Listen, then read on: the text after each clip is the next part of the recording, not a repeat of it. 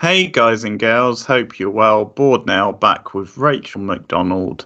On this video, we're going to be talking about a recent streaming movie. So this is going to be Boston Strangler, so a sort of updated version of this story, starring Keira Knightley in the lead role. She plays a budding journalist at like a Boston newspaper who is desperately trying to get her big break because she's on like the lifestyle section of the paper at the start, which is pretty typical for a female around this sort of time.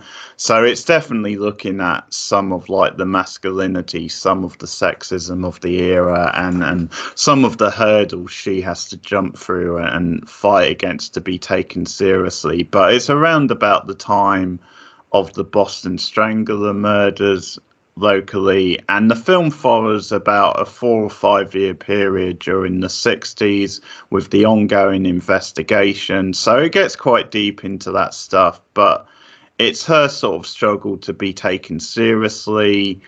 So it gets into some of the sexism of the era. It also gets into some police corruption, or the idea at the very least that the police force in Boston aren't taking it seriously enough. At one point, Loretta, the character, is paired with another journalist called Jean, who's played by Carrie Coon, connections which can help them in the case, partly because she's been doing it longer, partly because I think it's her father was a police officer as well. Yeah, something like that. There's some sort of family like link. So out of the two, she's taken a bit more seriously. Also, out of the two, I think she's just learned a bit more to like play the politics a bit more, like. Whereas the Keira Knightley, the Loretta, is a lot more against playing the game a bit, because they have this thing at one point in the film, what they call stunt journalism, images as part of the story, and it's meant to be this idea of using them to like emotionally pull in like the readers type thing. So it's getting into a lot of issues, but this is a different way to tell this sort of story, where it's not so much focused on the killer. 60s movie about this with Tony Curtis. Yes, there is. Yeah. Yeah, which I've not seen. My mum's seen, and she says it's good, and he's very good in it. But like, yeah, that's a different perspective than this film is taking. So, Rachel, what did you think about Boston Strangler? I quite enjoyed it. I thought it was solid. I didn't think it was exceptional, but I thought it was a solid, entertaining film. I like Keira Knightley. I think she's a good actress, and I think she can carry a film well, especially a film like this where it doesn't have a big ensemble cast, so it is mostly on her shoulders. I've seen her do other similar roles, like where she's had to carry the whole movie, and I think she is a strong enough actress to do so. It actually reminded me a tiny little bit of Zodiac, obviously without Fincher's brilliant direction, but I got that kind of, that sort of edge from it, you know, the investigative journalist trying to figure out who the killer is and the mystery surrounding it and everything. I thought it did shine a nice light on the sexism in the 60s and the way women, unfortunately, and I mean, even still today, have to play a certain game to get ahead, to get certain opportunities. And what I did like is that when they put a reporter on the case with her, they put another female reporter with her. You know, they didn't put a male reporter with her. It didn't feel like it was saying to her, oh, you need a man on this. It was more felt like it was saying you need someone more experienced on this, someone who can help you, who can get your byline. And I actually thought that the Jean character was a very good character. You know, I liked the way that she kind of mentored Keira Knightley's character and, you know, was very straight-laced with her, you know, like when at the certain point in the movie where they think that maybe the murders have been solved and they put her on a different assignment, you know, she's like, don't get all upset. As soon as something else happens, I will come straight back, but we all got to work. We have to live. And I'm like, yeah, she's very pragmatic, you know, and I really liked that about her. I thought it was filmed fairly well. Some of the coloring, movies today are getting very dull. Like every movie likes to have a dull color palette. And I know that this is set in the 60s, and I know that it's set in, you know, they wanted to have a slightly more atmospheric feel to the movie, but there were a few like scenes where I was like, okay, you could use a little bit more contrast here, a little bit more color. But overall, I did enjoy it. I actually don't know that much about the Boston Strangler. It's one of the cases that I didn't really know much about. So after Steve and I finished the movie last night, I went and did a little bit of research and found out that apparently this movie is quite historically accurate. I mean, obviously they take some liberties with, I think, the time frame with some of the meetings, and I think there are a few composite characters. You know, you always have that happen. But overall, it does sound like this was quite an accurate portrayal. And I always like investigative journalism like this. Like journalists, I think, can sometimes be real vultures, especially in today's media crazed world. But I think this sort of journalism shows why there is and was integrity to the profession. You know, movies like this, Zodiac, Spotlight, you know, All the President's Men. I like these types of movies that show you how involved some of these journalists get, how they go to like places that maybe even the cops don't go to, how they can be so integral in these investigations. So yeah, overall, I did have quite a fun time watching this movie, and I thought it was quite solid. What about you? What did you think when you were watching? Yeah, I think I'm with you. I think it was solid. Like, I definitely get the Zodiac comparison, and that sort of movie, that is the high mark for this like genre, I think. And that's probably one of my small complaints. And you hinted at it there with some of like every scene maybe looking a bit too similar. This one could have been, I think, more stylish and at times a little bit more gripping. Yeah. And it might just be a sign that this is maybe why this is a streaming movie and not in cinemas. And sometimes it's nice to have that, you know, you can sit down and you sort of focus and concentrate and think about it. But it's like, maybe certain films are a bit more suitable for just being at home and but yeah, that was a small complaint, that then it could have done being a bit more stylish, a bit more gripping. But I definitely thought it was solid. It told an interesting story. There was certain clunky style moments. I thought one of them was the moment that these films tend to have, but it's the moment where she comes up with the name for the killer, the Boston Strangler, where she's doing the report, and originally it's like the Boston Phantom type thing, and then she crosses that out and puts in Strangler, and like, to be fair, there's not many of those types of moments, but in this sort of movie, you get those moments a lot because it's like this weird sort of mix of like fact and fiction a little bit, like is a fictionalized account, and sometimes they just can't like resist that they have to have these moments where they actually come up with their own version of how like this person got the name. With Keira Knightley, I think she's a solid actress. I don't think she has the biggest range in the world, but I think she has developed into a pretty watchable, solid actress. Who can do slightly more meaty roles as well, because for a while she was definitely, you know, like the period drama girl and that kind of scene. Yeah, she was definitely, she was kind of like the 2000s Winona Ryder, you know, like she did a lot of the period dramas and that sort of thing. And I think it's only been recently that she started to really develop into, a slightly better actress with more range and different roles. She has branched out, more recently. So, I think she's solid in this.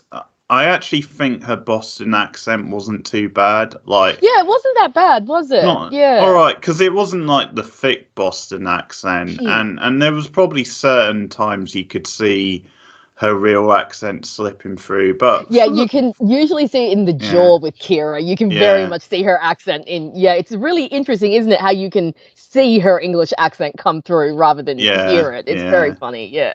But mostly, I thought she did an okay job with the accent. Harry Coon, I really like. She's always good. She was very good. They had a nice little pairing as a partnership, and just to see the contrast in their characters. And I quite like the scene where a Knightley character, Loretta, started getting like people phoning her house and like really. Yes, that was done quite well. And the middle really feel the threat. Because actually, I think if there is a horror to this movie, that is the real horror. And that's the angle they're going with, where they're almost like digging into, if you are a woman in these professions, Yeah. even today, like unfortunately, it still happens too often today. But like you, it's just a lot more scary, and you know the sort of psychos or the trolls come out in force a lot of times. It's the same as if you're in like political roles and you're a woman or like you're a person of color. I mean, Yeah. the level of abuse those people still get on social media just because someone doesn't agree with their policies or something like that is, or a lot of time just because of them being a woman basically is just crazy. As soon as Jean found out what was happening, she went straight into the office and said, you know, this is your fault, you put our faces up and that's what's led, so take it out now. And That was she a wasn't great playing. scene. Yeah, No, she she wasn't. messing, and Yeah. because she had that pull with them, they actually did that. So I actually absolutely love that scene because I think it really showed, because earlier we saw Jean very much playing the game. You know, Loretta's character was opposing. She's like, I don't want my photo. Why are they doing this? And you know, Jean was like, well, you know what? If you want your words in the paper, this is unfortunately the price you have to pay. So I like that even though she was willing to play the game to a certain extent, once it put them in danger, once it actually showed that it was detrimental, she had no qualms going in there and saying, no, this is not okay. So I thought that was a really great character moment for her. And I think really showed, like, again, why Keira Knightley's character needs this slightly older, more experienced woman to kind of help her through and, you know, and be a mentor for her. Because, I mean, this film does show it, that it was very hard for women back then, you know, especially in the 60s. We're only just coming out of, you know, the apple pie kind of stay-at-home wife the image from the 50s, because you know women went to work during the war, but then after the war there was a big return to putting women back in the house and putting them back in, you know, in being child carers, and that was much of the 50s. And in the 60s and the 70s is when the women's lib movement really started. So I think showing, like I said, showing Loretta with an older female companion, someone who can help her navigate. And I really like that they had a couple of scenes of them at the bar, you know, talking about how it's hard to juggle this with the husbands. They showed the husbands having issues with them. I think they did a good job of showing Keira Knightley's husband, because at first Stephen and I were really surprised when he was being like so supportive. We were like, this doesn't really ring true for the 60s. But then you saw that it was like, oh, he is supportive, but only to a point. And so it shows, so it shows that those kind of ideals and politics and you know, the idea of what a woman's supposed to be is definitely still prevalent in that time frame. And I thought the showing the devolution of her relationship with her husband was an unfortunate, sad truth of what a lot of these women went through back then. You know, once you start to become successful in your career, your personal life starts to fall apart. So I thought the movie did a good job of showing that angle without inundating the movie with it. You know, like it wasn't the focal point of the movie, but they definitely put it in to make it realistic and to show that this is what these women went through. But it didn't feel like the entire movie was screaming sexism at me, if you know what I mean. Like sometimes the movies can get very oversaturated with these things, whereas I think this movie did a good job of balancing like that angle at the very least. I think you're right. I think I agree. To me, one of my other like complaints is then I think certain characters were a bit like or like two-dimensional, like they weren't very full and rich. And so I think at times, although I think they definitely told a decent story and there was definitely some good commentary for the time which felt accurate to me, I think at times just some of the supporting characters were a bit too thinly I get that. Yeah. Because I did sort of think with the husband, it felt a little bit out of nowhere, his sudden change. So it actually jarred a little bit with me when I do agree a bit. When at first it was a little bit like, but then they kind of built on it. So it kind of, for me, I was able to work with it. But it may be just because I didn't think the actor was that good, or maybe it's just the character wasn't that good. Like there wasn't that, because I also felt that with the Alexandra Nova character, like because Well, he was like the main chief of police who she kept having contact. Oh, You know, the one okay, who was yes. involved with the lineup, and Yes, like the guy yes. who later on he was like a consultant when they were doing the movie. Yeah, on Because the movie set, yeah. that's another side of the movie I quite like, is then it does get into like this becoming a theme, like Yes. in around this time. Like this was the early examples of serial killers having their sort of like story turned into Yes. like movies, and Yeah. so it brings up that issue. So that was quite a funny little note, like him appearing as consultant. Mm. But his character, I thought, was a bit two-dimensional as He well. was, wasn't he? He was a bit flat. He was meant to be an outright asshole, or Mm. just someone who was a little bit more sympathetic, who had his hand tied. And Yeah. I mean, obviously there was a lot of politics, like, and I got the impression he wasn't like the worst of the worst when it comes to the law, but then at times he was being a bit of a coward as well, sort of thing. But yeah. I got the impression he wasn't meant to be like a monster.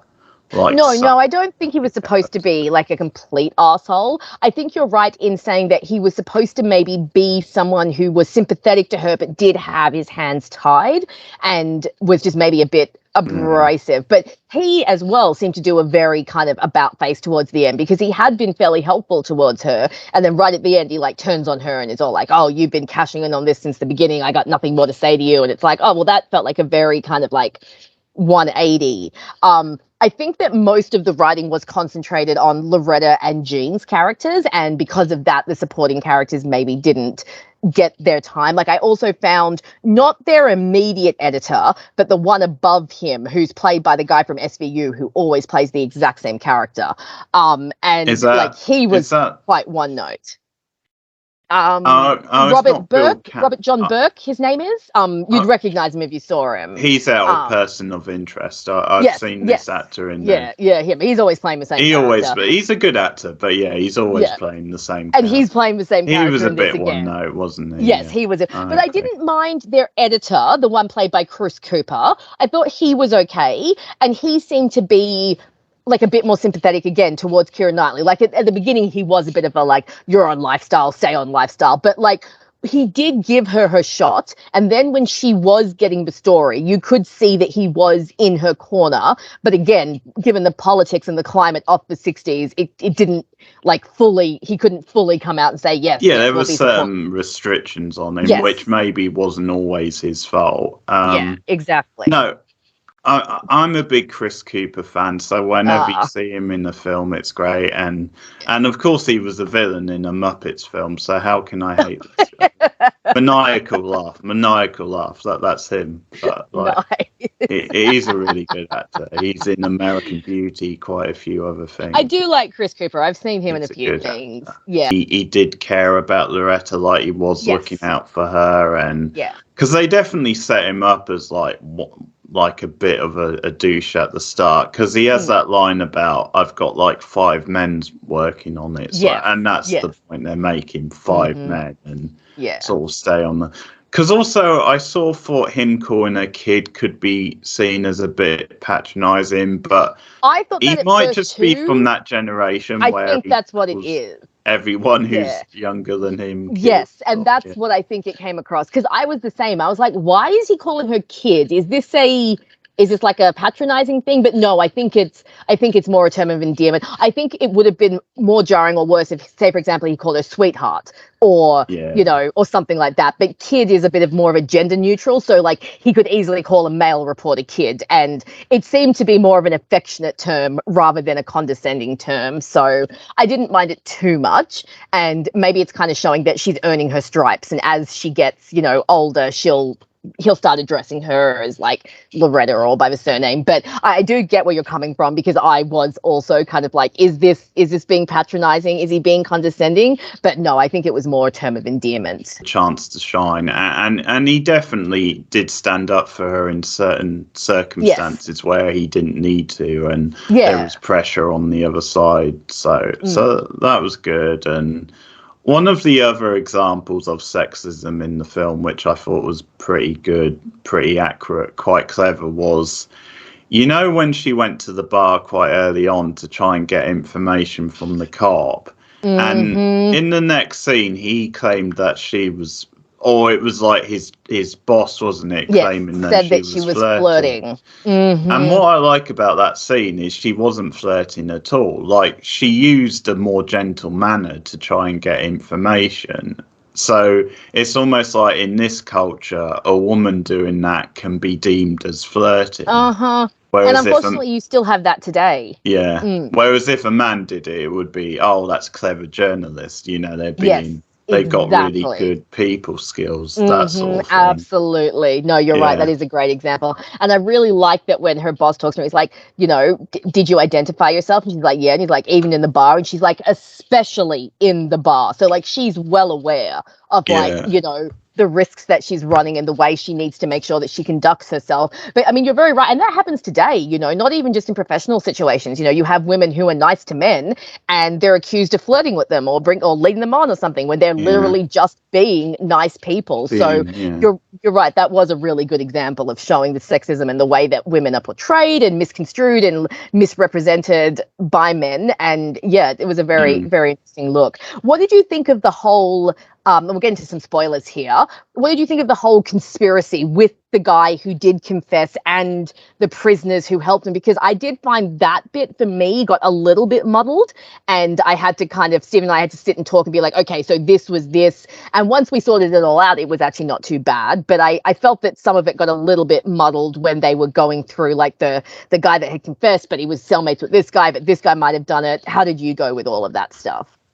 I can see what you mean, and some of that might be because I went into this film not knowing much about the case itself. So it was actually quite surprising at the end when it was suggested that we're talking about multiple murders here. Not, I found that interesting. Because, he's always called the Boston Strangler, and from the little I know of him, the assumption I got going in was we're talking about one guy. Stuff with all the twists and turns, that's probably some of the stuff they fictionized. I mean, maybe it got a bit too knotty. Like maybe they did it partly so you had a bit of suspense and you had I think that's what they were trying for. Yeah. A cliffhanger or sort of just then it was a little bit open-ended because like, certainly by the end of the film, it's implied then you can't be sure of anything in a way, for sure.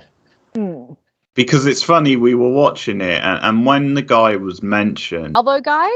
Yeah, he's the one who ends up committing... Albert DeSalvo, yes. Yeah. Oh, he's the one who sells his story in the end. Yes, but, like, yes, he's the one who confesses so that he can sell the story. But who these other killers use. Yes. Yeah. So it was actually affected to me watching that just because I didn't know much about the case. So when they took that direction, it actually surprised me. It's like, okay, this is quite interesting. Yeah, I found that interesting too. And when I went and did some research, apparently this guy, this Albert DeSalvo, they did end up finding DNA evidence on one of the murders. Okay. Only one. It was the final one. So apparently he has been... Like, they have said that, yes, he was responsible for at least one of the murders, but it does sound like, the rest of the murders, the other 15 or 12 or however many it is still up in the air because they just never found the strangler. What I did like, though, was when Loretta was writing her final paper, I liked that because I've seen stuff like this happen in other procedural shows like SVU and Criminal Minds, where there is the actual Boston Strangler, but there are a couple of men who have killed their partners and used the Boston Strangler as the cover for it. Like, I thought that was really interesting and horrifying, and also probably a theory that was around at the time, because that Marsh guy was definitely dodgy, and so was the boss who was sleeping with his secretary. So I liked that they gave, again, it kind of gave a bit of a sinister edge to it. Like you said, like, anyone could be this strangler. Like, there's obviously the main strangler, but anyone could come out and pretend to be the strangler, you know? And then you also had those few cases that were in Ann Arbor in Michigan, like just a bit away from Boston, that with the actor who played that detective is from Empire Records. So I just kept thinking of his character from Empire Records. Oh, is he? Okay. So I didn't actually mind that part, but I got a little bit confused when it came to like the DeSalvo confessing to the crimes but not actually doing the crimes, and then being coached by these guys, but these guys might not have. So yeah, I think at that point the movie was maybe trying to be a tiny bit too clever for itself. Like it didn't need to have all that. Because for me, the rest of the movie was still interesting enough. Like I didn't need this big twist to kind of make it more interesting. I was already quite intrigued and captured by just Keira Knightley's and Carrie Coon's stories. So yeah, I did feel that at that point the movie was maybe trying to be a little too clever for its own good. But I mean, I don't really have many complaints about this movie. Like I said, I don't think there was anything exceptional about it. Like the Zodiac comparisons, like Zodiac is like such a solid film, and that's an exceptional, like David Fincher type. No, I think that's a masterpiece. It really is. Whereas this one is more, like I said, it's solid, it's good, it's got good characters, but there was nothing about it that just blew my mind away, and I think that's why what you mentioned, I think that's why it was a streaming film rather than a cinema film, because it didn't feel like this was a film that you had to see in the cinema. I think you got exactly the same from watching it at home than you would have from going to the cinema with it. Whereas some movies, you need to see them in the cinema. You want that experience to heighten your enjoyment of the movie. Yeah, and I wonder if some of the stuff you're talking about with the twist and the reveal, and I just wonder if it's them sort of compromising where they're kind of doing a certain theme, but they're sort of pulling certain bits from history, but then they're putting their own twist on it, and maybe just to make it, as I said, maybe a satisfying thing where you've got certain suspense, because it just sounds that in reality, like there's a lot of things up in the air where they don't know for sure, because I assumed for a long time that the thing with the guy and his secretary just turned out to be like a red herring, because it just seemed then he was proven to be innocent, but then it turned out later on that he had committed some murders, or he was tied to some. So who plays DeSalvo? I know him from quite a lot. He's a bit of a character. Yeah, he's a bit of a character actor. He's been around. I mostly recognize him from The Dark Knight, but he was also in the Suicide Squad recently, and he's been in. Yeah, he's got one of those faces that I think he's always playing like he this type of character.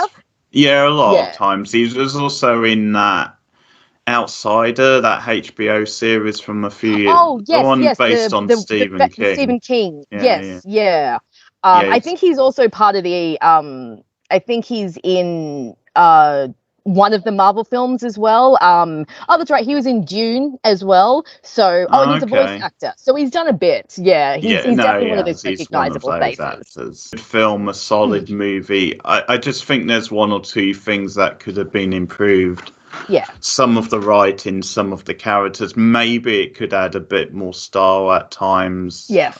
I definitely found some scenes suspenseful. Like I did find, as I said, when she started getting those weird phone calls and like when someone came round in the middle house, of the night, and I thought that scene was quite well done. That was pretty well done. That was pretty freaky. So, but no, it's definitely a solid movie, and it definitely brought some interesting themes to the story, to this idea, and it was a different way to do this sort of story. Carrie Coon's like a really underrated actress. She doesn't. I've not really watched it properly, but I know one of her big things was she was in The Leftovers, that HBO show, which I've only really seen. Yeah, I never saw that. Well, it's Damon Lindelof, who of course did Lost. Okay. So that's his show. But yeah, so she's in that. I've also seen her in that. She's in one of the seasons of that. Damn it, the one with Bill Pillman, the one that's like a mystery style show. The Sinner. She's in like. Oh, okay. Yes, I've heard of The Sinner. I recognized her from Gone Girl. She plays Ben Affleck's twin in Gone Girl, and she's very good in Gone Girl. And I think I've seen her in like a few bits and pieces, like here and there. Because she's been around, but that was where I was recognizing her from. But yeah, she was very good. Good, yeah. Okay, so what would you rate this film? So like I said, I thought this was solid. both the leads were good, but I do think that, yeah, it could have been a bit more stylized. Did get a little bit confusing. And like I said, there was nothing in the film that made me jump out of my seat and go, this is fantastic and exceptional. It was just a really nice, solid drama. So I think I'm going to go with a 6.5 because I don't think that, like I said, there wasn't anything overly great about it, but I don't think that it was bad either. I might raise that to a 7 if I rewatched it because, you know, it was a good film. Actually, you know what? No, I think I'll go with a 7 because it was enjoyable and I did like it. And I think I will rewatch it. And that's always a good indicator to me that I'll like a film is if I feel like rewatching it. So let's up that and I'll go with 7 out of 10. What about you? I'm similar, so I'm flipping between the two.